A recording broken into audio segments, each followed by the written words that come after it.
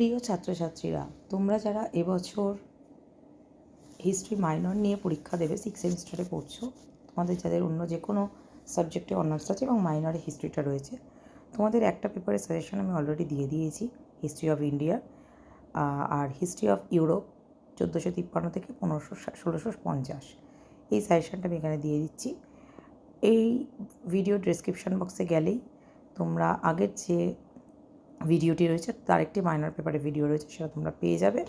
আশা করি তার থেকে তোমরা উপকৃত হবে। তো এই ভিডিওতে আমি 5, 10 এবং 15 বা 20 যাই আসুক সেরকম অনুযায়ী প্রশ্ন করে দিয়েছি। খুব কম প্রশ্ন দিয়েছি এবং স্টার্ট দেওয়া আছে যে প্রশ্নগুলো, সেগুলো ভেরি ভেরি ইম্পর্টেন্ট প্রশ্ন।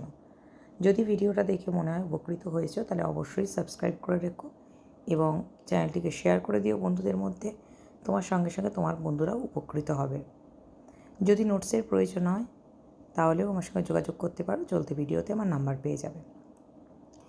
দেখো, প্রথমে 5 নম্বর যে প্রশ্ন, দুটো প্রশ্ন দিয়েছি। জেন্ট্রি শ্রেণীর উপর টিকা লেখো, উত্তর মানবতাবাদ বা ইরাসমাস সম্পর্কে টিকা লেখো। দ্বিতীয় প্রশ্নটি কিন্তু ভীষণ গুরুত্বপূর্ণ একটি প্রশ্ন। দ্বিতীয় প্রশ্নটি ভালো করে পড়বে। এই প্রশ্নটা না 10এও আসার চান্স একটা আছে, তাই একটু সেই বুঝে একটু বড় করে তোমরা পড়ার চেষ্টা করো। আর জেন্ট্রি ব্যবস্থার ওপর টিকা যেটা রয়েছে সেটাও ইম্পর্টেন্ট প্রশ্ন, তবে উত্তর মানবতাবাদের প্রশ্নটি কিন্তু বেশি গুরুত্বপূর্ণ। চলো 3 নম্বর যে প্রশ্নটি আছে সেটি দেখে নেওয়া যাক। কৃষ্ণ মৃত্যুর ওপর টিকা লেখো। এবং 4 নম্বর প্রশ্ন আছে, নতুন বিশ্ব আবিষ্কারের পিছনে প্রধান অনুপ্রেরণা কী ছিল। এটা কিন্তু গুরুত্বপূর্ণ একটি প্রশ্ন। 4-এর প্রশ্নটা গুরুত্বপূর্ণ প্রশ্ন, তাই 4-এর প্রশ্নটা একটু ভালো করে দেখে নেবে। ওদিকে 2-এর প্রশ্নটি খুব গুরুত্বপূর্ণ ছিল আর এদিকে 4-এর প্রশ্নটি খুবই গুরুত্বপূর্ণ একটি প্রশ্ন। এর পরের যে প্রশ্নটি রয়েছে, হিউ গ্যানেট, আমার লেখাটা একটু ভুল হয়ে আছে, প্রিন্টিংটা মিস্টেক হয়েছে, হিউ গ্যানেট হবে, ইউ নয়। হিউ গ্যানেট এবং অ্যানাব্যাপটিস্ট কারা, খুব গুরুত্বপূর্ণ একটি প্রশ্ন। তো এই 5 নম্বরের প্রশ্ন তোমাদের পড়তে হবে। 10-এ দেখা যাক, ভেরি ভেরি ইম্পর্টেন্ট একটি প্রশ্ন। ম্যাকিয়াভেলি কি একজন মানবতাবাদী চিন্তানায়ক ছিলেন? আলোচনা করো। খুবই গুরুত্বপূর্ণ একটি প্রশ্ন, ভালো করে মুখস্থ করবে এই প্রশ্নটি, কারণ এই প্রশ্নটি দেখো আমি ডবল স্টার দিয়ে দিয়েছি। এরপরের তোমাদের যে দ্বিতীয়, এখানেও কিন্তু খুবই কম প্রশ্ন দিয়েছি আমি, তো দেখে নেওয়া যাক 2 নম্বর প্রশ্নে আমি কী দিয়েছি। র্যাডিক্যাল ধর্ম সংস্কার আন্দোলন সম্পর্কে টিকা লেখো।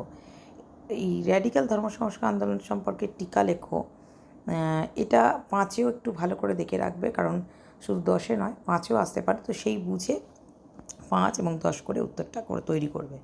3 নম্বরের ভেরি ভেরি ইম্পর্টেন্ট প্রশ্ন, সামন্ততন্ত্রের উত্তরণ এবং পতন সম্পর্কে ঐতিহাসিক বিতর্ক আলোচনা করো।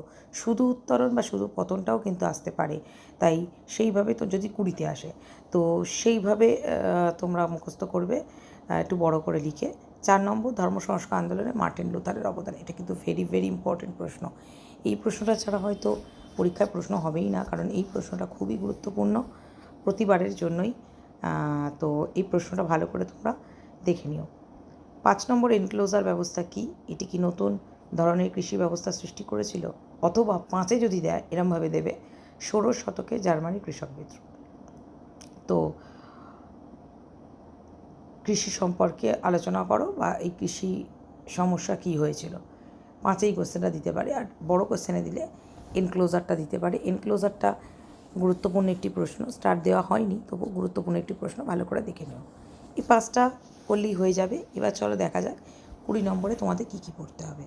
ধর্ম সংস্কার আন্দোলনে জন ক্যালভিন সম্পর্কে লেখো। মার্টিন লুথার আর ক্যালভিন পরীক্ষায় আসতে চলেছে, এই দুটো কোয়েশ্চেন বাদ একদমই দেবে না, কারণ এই দুটো প্রশ্ন আর সামন্ততন্ত্রের উত্তরণ এবং পতন, এই 3টি প্রশ্ন খুব গুরুত্বপূর্ণ। 4 নম্বর এই প্রশ্নটিও খুবই গুরুত্বপূর্ণ, যেটা 2 নম্বর, কেন ইতালিতে সাধারণভাবে এবং ফ্লোরেন্সে বিশেষভাবে নবজাগরণ হয়েছিল, এটিও একটি গুরুত্বপূর্ণ প্রশ্ন, তাই এই প্রশ্নটিও ভালো করে তোমরা দেখে নিও।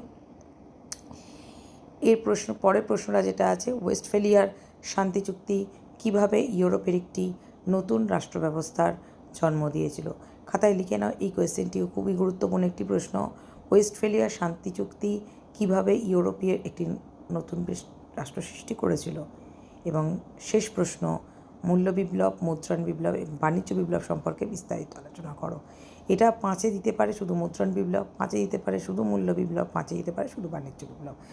আরেকটি প্রশ্ন আছে, পর্তুগিজ ও স্পেনের সমুদ্র অভিযানকে তুমি কীভাবে ব্যাখ্যা করবে। এই প্রশ্নগুলো তোমরা ভালো করে দেখে নিও। আশা করি তোমরা উপকৃত হবে।